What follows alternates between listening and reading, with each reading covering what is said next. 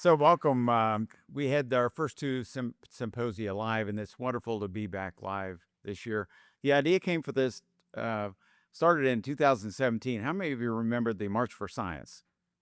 Okay, so there was a talk about the war on science, and I've always said you can't have a war on science anymore. You can have a war on math. Math is going to win. But I've changed my mind a little bit about that, because you can disregard science and disbelieve science to your own detriment. Science will be fine. It may progress other places, so we want to make sure that it progresses here in the United States. I do believe that after COVID, faith in science declined because of some of the decisions people made for the right reasons with the right intent, but for whatever reason now, people have less faith in science than they did, and this was borne out in polls. But I believe that science is really the foundation of a flourishing society. So from an economic point of view, from a personal point of view, a national security point of view, it's important that science remain at the forefront of everything that the United States does. Science is now a team game. It's not the individual mad scientist sitting in the lab doing something. It's really institutions and policies that make a difference, and that's the reason we set up the Institute. Last night I woke up in the middle of the night, and I remembered the phrase, now's the time for all good men to come to the aid of their country. How many have heard that phrase? Okay, it was thought that it was used in World War II as a recruiting tool. It actually wasn't. It was designed by a guy named Weller, who was teaching touch typing, and it's exactly 70 characters long, so it's one line of a typewriter. And no, none of, well, how many of you learned to touch type using that phrase? Yeah, look at that. There's still a few around. The way I remember it was I had to write it on the blackboard in cursive for some long forgotten egregious infraction in my fourth grade class. But I thought that, it's really applicable now, but I would change it to, now's the time for all good people to come to the aid of science, because they need us out there right now.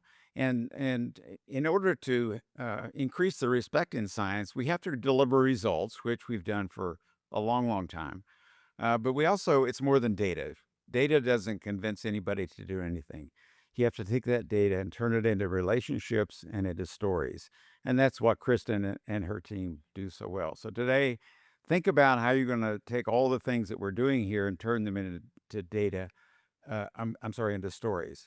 And the lineup today is, I've said that we've had a lot of really great speakers here, but today is like, normally we'd have Peyton Manning or somebody really notable do this.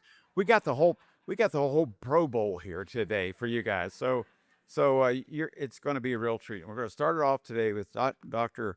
Panchanathan, who is the former director of the National Science Foundation.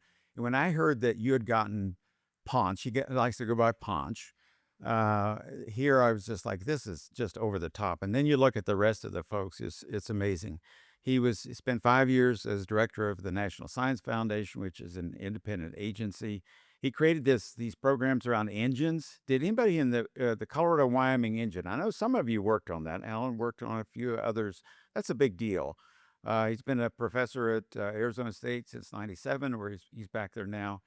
We were talking last night. He knows everybody in the administration that makes a difference on science, and he continues those relationships. And it's important. He sees them as relationships. That's what makes it work. And I think that's what you'll see today. So, with that, I'd like to invite Dr. Panch up to give his plenary address. Hey, George.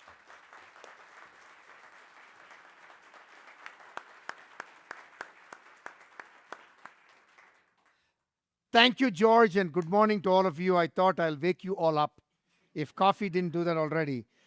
It's great to be here. I want to thank George, Kristen, Max for making all the arrangements for me to do this. Monty and Susanna, yesterday night was fabulous. It was nice to have that small gathering where we had a chance to interact with folks. Thank you for your generosity. I enjoyed it very much. What I wanted to do today was to just set the stage, and then I know we're going to have a short conversation following this. And I was thinking, how do I do this? And, science is the endless frontier. And, in 1945, after the World War II, when Vannevar Bush said, how do I get the vibrancy of science that played a major role in ensuring that, radar and other kinds of technologies would get advanced at the time of war? how do we ensure that that vibrancy continues? And therefore, he posited this idea of this National Science Foundation, something that will continue that research vibrancy, the fundamental discovery, as well as applied research and so on for the benefit of citizenry, for health, for national security, for economic prosperity, and so on.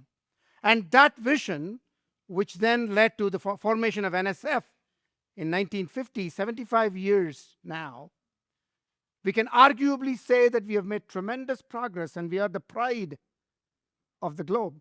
I mean, I go around talking. I was just in Japan a few weeks ago. I mean, they all would love to have agencies like NSF in their home nations. Just to give you one thumbnail, as of this year's Nobel Prizes, 270 plus Nobel laureates funded by NSF early in their career. There is no agency on earth that has that kind of a track record. It is not just about the Nobel Prizes, it's about the fact that the vibrancy of the intellect and the ideas that gets fostered by the investment that is made by the National Science Foundation, your tax dollars at work, that essentially propels the national economic engine, the security engine, and the prosperity engine. What I thought I would do is I would frame this I usually like to do these things in the form that people can actually say, what the heck did this fellow talk about? And if you happen to be like George or me, wake up at the middle of the night and say, oh no. So here is what I will tell you. I tried to frame this around these 10 I's. I start with the first I. This is an important moment. It's an important moment for our nation. It's important because we have never seen competition. I'm talking about science now and technology and innovation. We have never seen competition like what we have right now in science, technology, innovation. And that's a good thing. Because competition is not about our competitor, it's about us. Are we doing everything that we can to advance the ideas and talent in our nation, everywhere across our nation? That's the first question. That's the first litmus test for ourselves. And I can tell you that that is still a work in progress. A lot needs to be done. And we'll talk about that, in some of these other I's as we walk through that. It is a very important time for science. Let's take AI, for example. AI is going to make unbelievable discoveries, translations, and impact possible through science by accelerating it at speed, at scale. If you look at some of the projects that are being launched, most recently, the Genesis project of the Department of Energy, and the investments that are being made by industry, like NVIDIA, AMD, Google, Microsoft, to name a few, OpenAI and others, you know that science is going to be advanced at a much faster pace. Also, much more fundamental discoveries will be made possible because connections will be established in ways that might not have been possible before because of the availability of technology. So science is at an important moment. The scientific community is also at an important moment. To the point that George made earlier, there's a lot of questions about the value of science, the importance of science, the investment in science. So therefore, we as a scientific community have a task at hand. We as people who love science have a task at hand. And that task is about how do we advocate for science, how do we talk about science, so that there is a general awareness and understanding of why we are today where we are today because of the unbelievable progress that we have made in science over the last 5 to 6 to 7 to several decades. And there are many examples of that. And I'm just going to take AI as an example again, because that's if you see why I'm talking about AI all the time, not that it's just important, that's my research area for the last 35 years, so you can understand why. I have to be self-serving. Today's AI that we celebrate, or we have concerns about, is made possible by 6 to 7 decades of sustained investments in AI. Even during AI winters, when people walked away from AI with skepticism, agencies like NSF hyper-invested so that we might achieve the kind of potential that AI presents, and the work is still not done. So therefore, folks, it is an important moment. And every one of us has a role to play in ensuring that this moment gets converted into positive outcomes.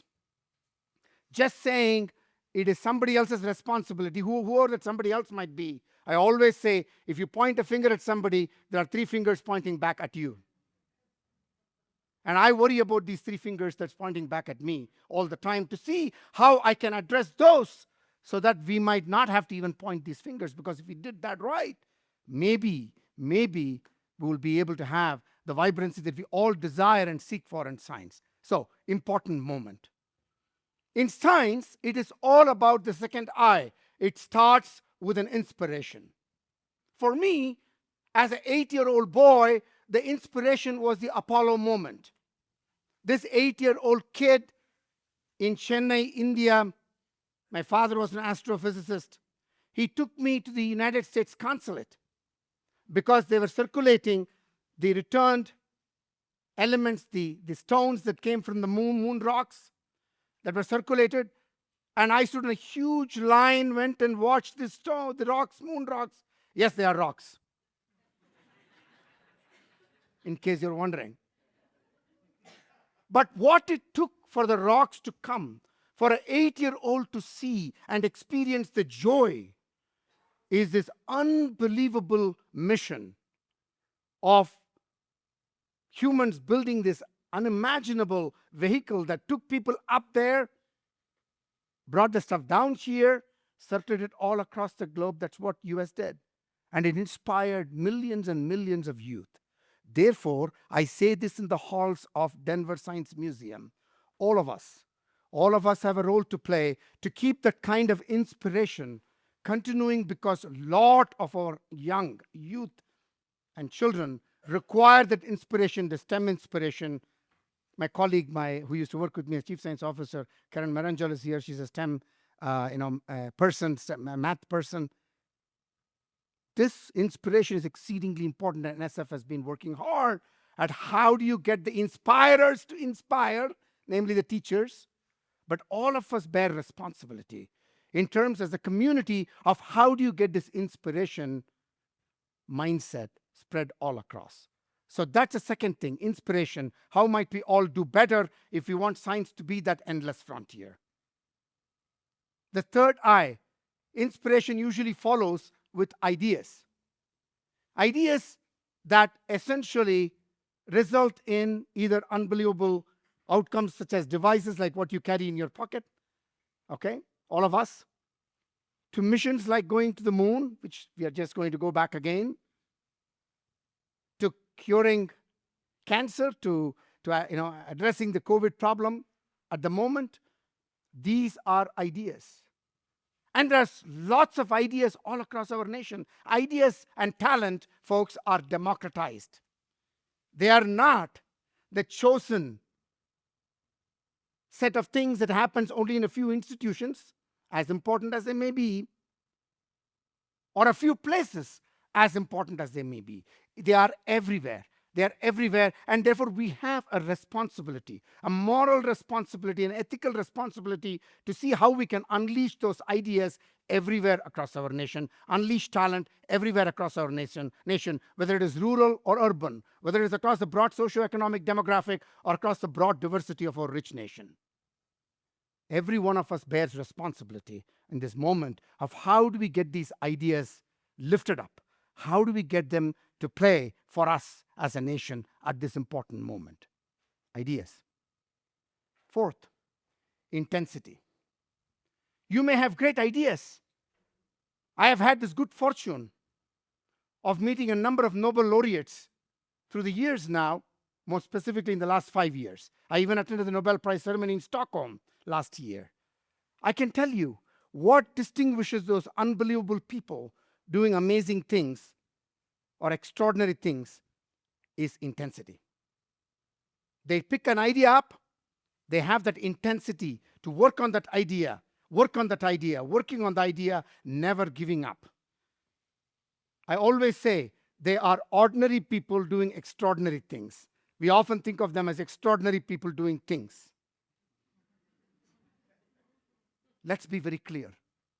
Why do I say that? I say that because all of us have the ability to inspire people to do extraordinary things if only they can have not only the ideas, but the intensity to follow through with the ideas in terms of achieving unbelievable things to be done for themselves, their communities, and the nation, of course, and beyond.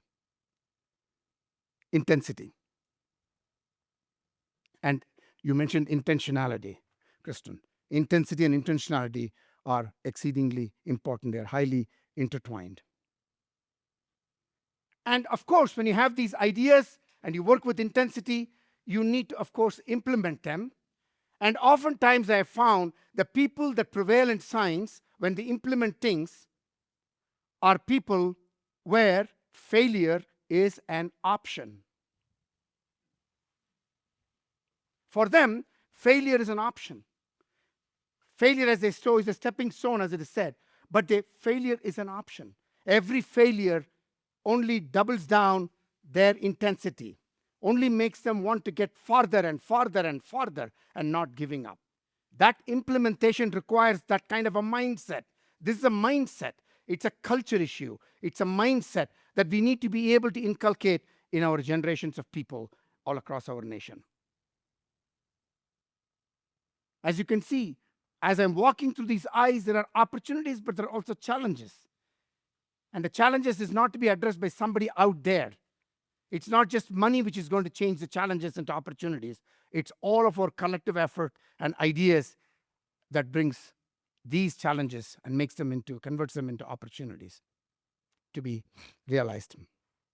So that's the next point, which is how do we make sure that we are not allowing the generation of people that are out there where failure is not an option. That's the mindset that sometimes we deal with people, and that has to change. We have to change. So, the next thing, any grand challenge problem today, take climate solutions, take poverty, take health. Any grand challenge problem requires, you mentioned this, George, requires an interdisciplinary approach to solving problems. Yes, individual scientists, you call them mad scientists, I don't call them mad. They are scientists with tremendous passion. May seem like they are mad about finding something. So these scientists, individual contributors, they will always be there. But we also need contributors who work across disciplines. Let's take climate as a solution paradigm. Climate solutions will only be had if scientists, engineers, artists, humanists, social scientists, policy wonks, all of them and more working together as a team. You talked about the team. Working together as a team in order to be able to find the solutions. Sometimes these teams are not just local or regional or national, they are global. Global teams working together to be able to find solutions to these grand challenge problems. So this interdisciplinary mindset is an exceedingly important thing that we need to make sure that our generations of people that are now looking at the future and how they are trained, how they think, and how do you build the mindsets. It doesn't wait for them to come to the university to do that. It's got to start right there, right when they are young and ready to absorb everything. You want this kind of mindset to actually permeate the entire educational system. Interdisciplinary. If you're keeping track, I have a quiz. Next, it's about infrastructure, folks. Science requires, in many cases, infrastructure. Infrastructure ranging from the Antarctic station that NSF manages to large telescopes, to right here in town, the National Ecological Network, NEON, to X-ray lasers, to smaller kinds of instrumentation that people need in order that they will be able to take their ideas and then work with this infrastructure so that they might then express those ideas in their fullest form. Infrastructure is a very, very important component. And that requires tremendous, next one, next I, which is investment. I know people are very keen. When is he going to talk about investment? That's why I came. Investment. What I recognized when I came to NSF is that as vibrant an agency as NSF is, as fortunate an agency as NSF is, to have $9 billion of investment, public taxpayer investment, in advancing rich ideas all across our nation, rich translations all across our nation. We can argue whether it is enough or not. That's not the point. The point is, how do you do more?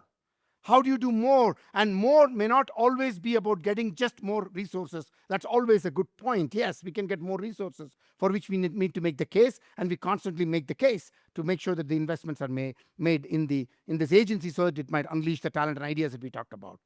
But it's also about an entrepreneurial mindset. How do we make sure that we work with other agencies? Other agencies. We did a lot of that.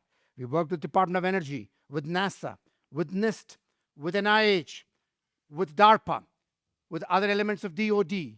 We worked with even USDA and launched 5 AI institutes. They paid for it, $100 million, each $20 million scale. We launched 27 AI institutes in the last 3 years all across our nation. All across our nation. At more than $500 million of investment. But NSF's investments are only about 60% of it. The other 40% came from partners. How do we find interagency partners? How do we find industry partners who share our values, who share our aspirations? How do we work with them? How do we find internal partners? And that's what you talked about, regional innovation engines. I'll come to that. The internal ecosystems wanting to participate in this because it's mutually beneficial. How do we find international partners? How do we find all these partners who all came together? Much, much more in the last 5-6 years at NSF. That investment. For example, when we invested in the Regional Innovation Engines Type 2 program, we had $150 million for 2 years. To date, more than $1.2 billion has been brought in collateral investments. Why? Because the ideas were compelling. Why? Because the potential for impact was compelling. Why? Because it meant something for every region of this nation that people feel compelled to want to participate in unleashing the unbelievable ideas to make prosperity happen everywhere. And so this investment, therefore, is not about just one form of investment. Let me give you a data point. The annual investment in R&D in our country is 3.5% of the GDP. It turns out that the federal investments is somewhere in the ballpark of 0.7 to 0.8%, which means that there is at least another 2.8, 2.6, whichever way, 2.7, whatever way you want to calculate it, % of investment that is coming from other than federal sources.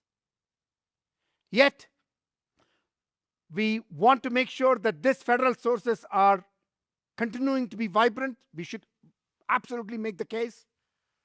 But even more important, I would argue, is how do you make sure that the other 2.7% of the investment, turns out it's about $650 billion annually.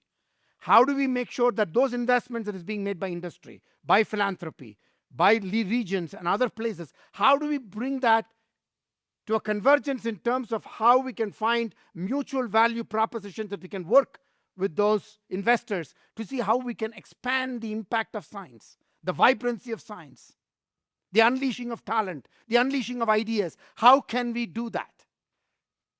It's very important to keep that in mind. So when we talk about investment, as important as it is to focus on federal investments and making the case and see how we can get more investments for science and technology and innovation, we also want to make sure that we're ensuring that all the other investments are also brought to bear so that we can do things at speed and at scale. Investment. When you have this kind of an approach, that leads us to the next I, the 9th I, which is innovation. Innovation. When I came to NSF, I wanted to make sure, having come from a smaller state, Arizona, and built an innovation ecosystem along with my fellow colleagues. I was convinced that it is possible to build these innovation ecosystem, in place innovation ecosystem, every part of our country. There is no part of our country that needs to be left behind. There are great ideas in context, great ideas that make that particular place more compelling for that idea. I'll give you an example. When we launched the Regional Innovation Engine program, within 6 weeks, we had more than 700 concept papers that came to us, which then got distilled into our investments in terms of about 45 of them in the first round. And one of them came from Nevada. And that was around the concept of lithium mining. I did not know that the largest lithium mine is in Reno, Nevada. The University of Reno, Nevada then participated with their center that works in terms of how do we do green mining, recycling, full life cycle recycling of lithium. How do we get the processing of lithium done right here in our country rather than shipping the processing to other countries, particularly our adversarial competitors? How do we ensure that we build such ecosystems? If only we were able to bring everybody together, synergize to do this, and that community came together for a small investment. And what happened right here with Alan, who's here, what you put together in water, between Wyoming and Colorado, where else would you do it? Where else would you do it? There is a river called Colorado River, I heard. Apparently, we tried to suck some water out of it in Arizona too. How would you not do these things? How would you not do these things in places where we can find solutions that matter? These amazing solutions, these amazing innovations that we find locally, of course, is going to be impactful globally. When I go around talking to various people, they talk about these innovation engines. They talk about how they're trying to build their own innovation engines in their countries and how we might partner with those innovation engines in our country. This kind of mindset of partnership, of working with in-place innovation ideas, unleashing them everywhere. And I'm very proud to say that Karen, myself, and the team, Erwin Gyanchandani, the head of our TIP directorate, we rapidly have launched close to 70 to 75 of these kinds of innovation engines all across our nation. Truly, truly stupendous effort, not by us, but by all of you, but by all of them out there. They are the ones doing the work. And it compels NSF to invest in those work. Now it then compels for us to go and talk about those stories, and I'm going to come to that at the end. Talk about those stories so that there is more investments directed, so that we might achieve even more success. Because our country at this point in time, it's an important moment. There is so much to do, so much potential, and we need to do that at speed. And the last I was told that I have only 20 minutes. How am I doing? Couple more minutes, because I'm trying to speed through this. They told me my name should be compressed from Sethuraman, Panchanathan to Panch. And I have this unenviable task of compressing my talks too. And I tend to do that by speaking fast. So, last I, the most important I would argue, impact. Impact. We have not done a good job. By we, I'm pointing to myself here. And some of us, but I would argue all of us. We have not done a good enough job of saying why science is important. Why science is important? Why should somebody even invest in science? Very, very simple things. Very simple things. Let's take the device that you have, all of you, in your pockets right now. That device is an outcome of about maybe 30,000, 40,000 NSF projects, including the glass, the material. But yet, if you ask the person who's using this all the way in India, a shopkeeper who has the mobile phone, to hear the CEO of a major tech company, they don't look at that from that perspective. They don't look at it as this is the work of 30, 40,000 projects, or maybe more than that. People working incessantly for decades that made that happen. How do we expect that people are going to be excited about funding science if we don't do a good enough job of articulating this? We will talk about this, hopefully, because I don't have time, so we'll talk about this. I just sneak questions that way. There are many, many such examples. Many examples. All we need to do is to be able to articulate this, first of all, become familiar with it ourselves, and be able to pull it out of the pocket. When I used to teach courses, large classes, I used to tell my students, if you go to TGIF, which I'm sure you do, talk to the people that you meet about the excitement of science until they run away from you. You have to be excited. You have to be thrilled. If you are not, and all we are sitting here and bemoaning what is not happening, we are inviting ourselves the challenges rather than being part of creating opportunities and solving problems. So I humbly submit this in these halls of the museum, which is an exemplar of how do you excite people, inspire people, how do you make your ideas happen, how do you make innovation happen, how do you make impact happen, how does public understand it? Right here. This can be the place, one of those places, which can become that then help solve the problems that we face today. And I'll stop with that because I've run out of time. Thank you all.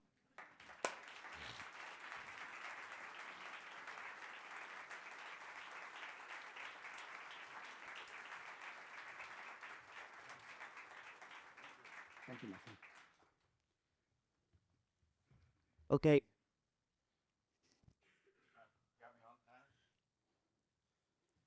Okay. So if we have the whole Pro Bowl here today, I'm ready to go in, Coach. Suit it up. So that was fabulous. So let's start off with your last one, impact. Today we live in a short-term world. We want ROI on everything. How do you practically go out and help people understand the impact of especially basic science? Yeah. So I think it goes back to what I call tire tracks. Because people often look at the end product, but they don't understand the tire tracks of how we got to the end product. Take one example. Let me take one example right now that all of us were faced with as a humongous challenge not too long ago, COVID. The solutions that came about that saved us, whether it is testing, vaccines, whatever that might be, it was because of the work that happened for several decades that met the moment.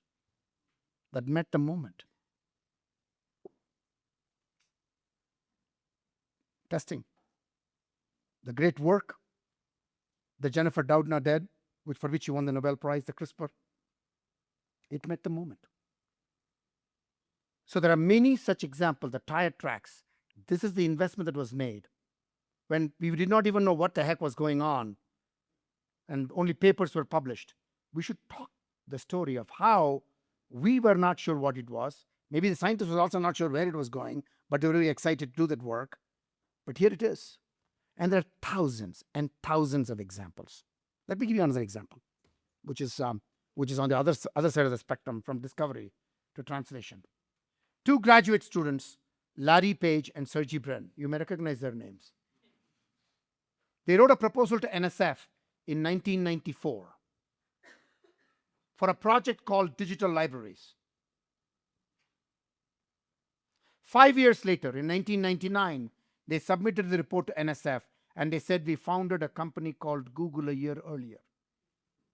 And the rest is a $1 trillion history. I can give you thousands of examples like this every day. A great researcher, Viterbi, came to NSF in early 80s. He had this fantastic algorithm for wireless. And he said, I want a small business innovation research SBIR grant to start a company.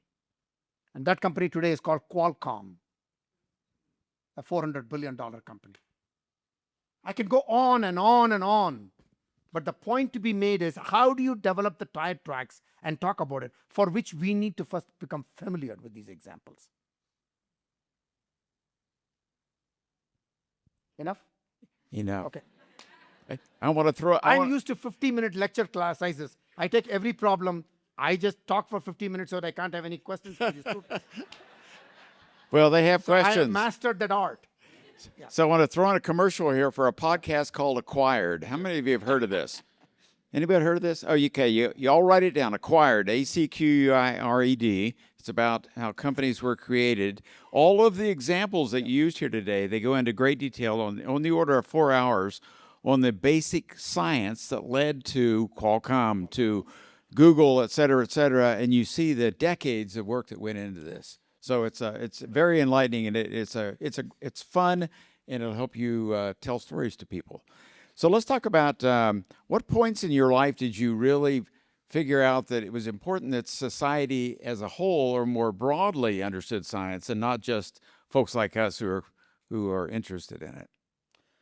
I think I've always looked at things from the other side, other person's perspective. I mean, this has been something that I guess when you grow up in a place like India, you see a lot of poverty right outside.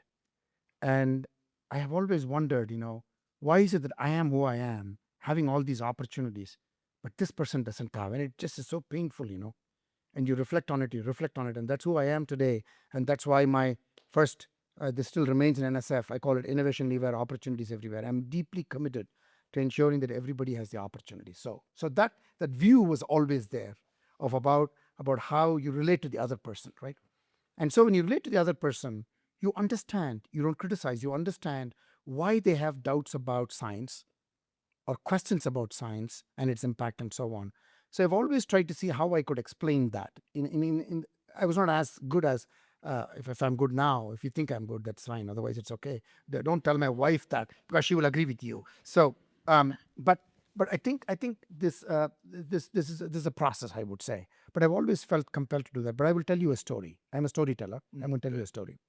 Actually, this came to a full expression. At the age of 39, I woke up one day and I said, I've published a few hundred papers, and I'll probably do more that way. But is it what I want to do with my life? So I want to do something that impacted humanity in a very tangible way. Yes, my work will impact, I know, over time, but I felt the draw to impact right away. So I started a research center called Center for Cognitive Ubiquitous Computing, jargons aside, building technologies, devices, and environments for assisting individuals with a range of disabilities. I call them range of abilities. Okay. So I worked with individuals first who are visually impaired, blind and visually impaired. I'm going to tell you the story. This is out there, but I'll tell you the story anyway. This student, David Hayden, walked into my office in 2007. I started the center a few years earlier than that. He said to me, Dr. Panch, I have a problem. He was a freshman student, double major in math and computer science. He came to my office and he said to me, Dr. Panch, I'm having difficulty in my courses, math and computer science in particular, because I go to my lectures, I sit in the first row, and they go from one step to the other. And in equations, they go from this and that, and algorithms go from this and that. I just am not able to keep up with the course. I'm a good student. I want to do well. Can you help me? I said to David, how about instead of me helping you, which I don't think I can do a good enough job, that you come and work in my lab and you will design the things that not only will benefit you, but also other people. Who understands the problem better than you, David? He took my challenge up. He came and worked in my lab, and I surrounded him with interdisciplinary students of different backgrounds, students all the way from high school students who work in my lab to all the way up to the undergraduate research students like David, all the way up to PhDs and postdocs and faculty. Within 6 months, he built an amazing device. He bought an off-the-shelf Radio Shack video camera in those days, crummy video camera. I'm talking about 2000s now. Connected with the USB interface to his laptop, took the laptop to his classes. The lecture that was not accessible to him, he brought it through the camera into his laptop so that he could see it at this distance. He was visually and legally blind, so he was able to see it. And he did something even more clever. He split the screen logically into two parts. On one side, he was sort of bringing the videos of the lecture, freeze framing things and so on of importance. On the right, he developed a notes interface and started linking the notes with the videos. All that as a computer science student. What better way of learning computer science? And what happened was the sighted students in his class came to him and said, David, can you please share your course notes? You have the best course notes in the class. No kidding. Real story. And within a year, he perfected it, gave it to other blind students, visually impaired students, so they will give him feedback, perfected it. And then he came and told me in his junior year, he came and told me, Dr. Panch, I would like to submit my prototype that I have built. The design students helped him in terms of making it ergonomically fantastic, all of that. And then he submitted this to the Microsoft Imagine Cup World Cup competition. Okay. And he submitted it, won the regional competition, won the West Coast competition, beating Berkeley, Stanford students, won to the national competition, beat MIT, Carnegie Mellon students, went to the world competition, 375,000 entries in 11 categories. His category was touch and tablet category. He called me from Poland at 3 a.m. and said, Dr. Panch, I won the world competition.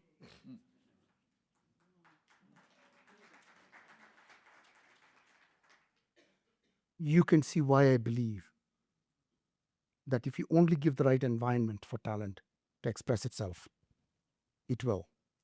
And these kinds of experiences shape you, mold you, that you need to make an effort. And when I talk about the story to anybody, it doesn't matter who I talk about the story, they get deeply moved by that because they can relate to somebody. That's what we need to do, and that's where it started. So it started, it built, it developed, it started to accelerate. But now I feel compelled to do it wherever I go.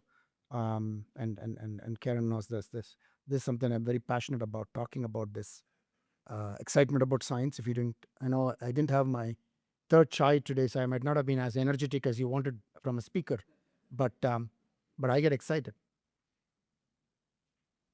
So, as leading a natural history museum, you think about evolution and how we've, as humans, evolved over millennia at a certain pace, and now technology, the pace has changed dramatically. Let's talk about the downsides of some of this technology, like algorithms and social media, and now everything that we see and we learn, it's curated, whether we like it or not. I talked to somebody yesterday who walked through a Nordstrom's, didn't take their phone out or anything, and immediately started getting ads from Nordstrom's on their phone. So how do we deal with that in this age of bias and understanding science? Yeah. I mean, what better technology which is facing this challenge than AI? Okay. Bias, privacy, ethics, security. You can go listing all the things that is a challenge with AI and the tremendous worry that people have. What happens? And I say that it is because of the fact that all technology or scientific exploration that gets done by scientists thinking only about the scientific side of things is not how we want to build things in the future. We need the inspiration of humanists, artists, social scientists, policymakers, business, not after the fact, but through the entire process of the development of the idea. And even the curation of the idea should be with this mindsets. Unfortunately, we have worked in our echo chambers. We need to get out. And the more we do this at the high school, middle school, high school level, if you cultivate that kind of mindsets and the spirit of working with others, trying to find real solutions, then you get amazing, amazing outcomes. So that's how you address challenges. Challenges are there with any technology. I mean, this is not new. With any technology, I mean, just go 200 to 300 years ago. It doesn't matter what the technology is, right? It'll always have good uses and bad uses. It's for us as a society to see how we can proactively anticipate, curate, and see how we can mitigate. You cannot eliminate, obviously, in some cases, and therefore you have to mitigate. And that's where policy, we're talking about policy here. Policymakers have to be engaged right up front. What are the guardrails that you put in place such that we address some of these things in the appropriate manner? It is a huge challenge. Let's not kid ourselves. It's a challenge. And when things happen too fast, the challenges only multiply many times over. But I don't think we are training people to think this way. That's where I say that it's got to start right now. Otherwise, it's too little, too late. I hope that I answered at least part of your question. Yeah, you may not know, but the Institute has put 4 postdocs into the Colorado legislature to act as science advisors, because almost all the legislators aren't scientists, but they do need to understand the science before they form a policy. No, I say to people, in AI, and I'm creating some AI institutions. That's where I'm spending a lot of time designing what might be an AI institution thinking. So I say that there are the AI literacy, AI competency, and AI expertise.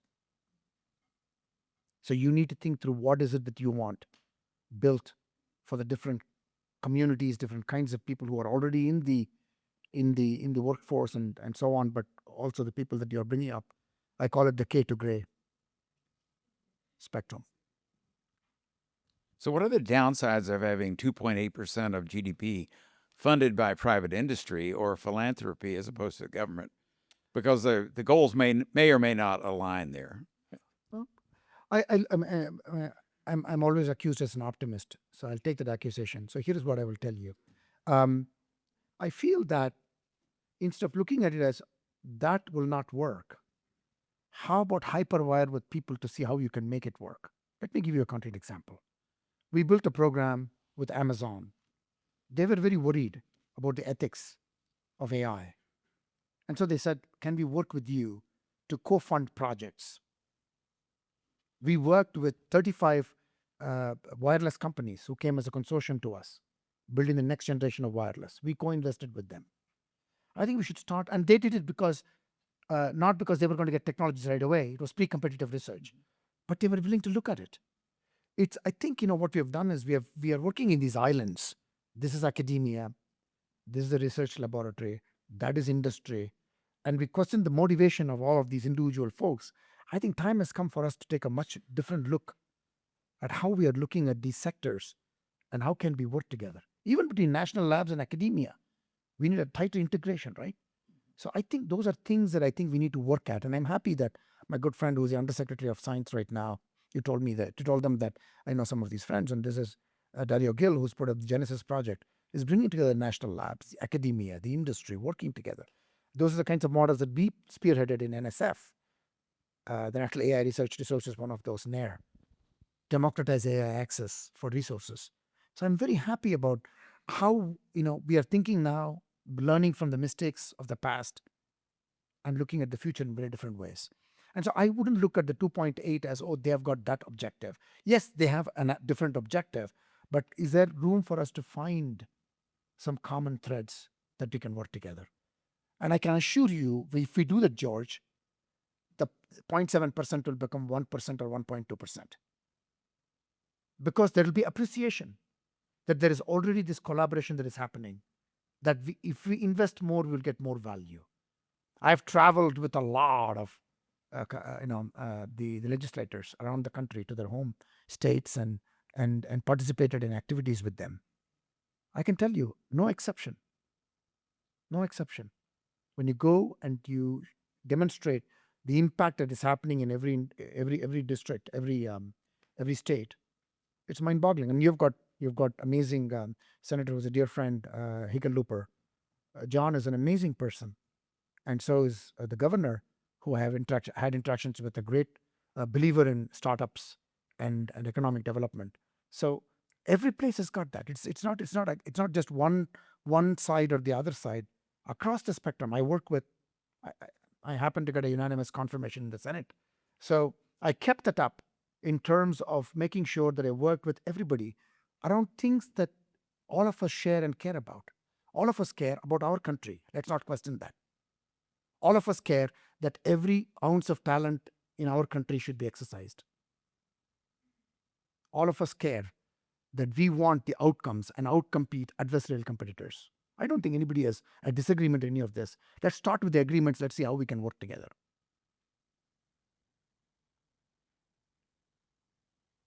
So I love the alliteration of your 10 eyes. I actually wrote them down, so I'm gonna build on that. So, but to go from 10, what is the single thing, if you could, as we close here, that you would remind us to keep in mind as we go through the day, as we go out to help have science have a more respected seat at the table here?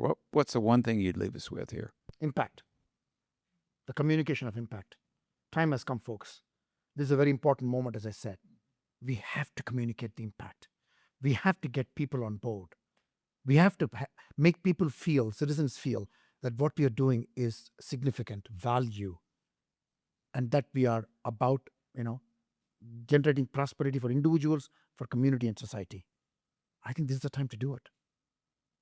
We have left a lot of people behind, and we can, in that sense of not providing them the excitement and the impact being communicated. I think we have to do this. This is the time. The rest of it, scientists will do anyway. All the first 9 scientists will do anyway.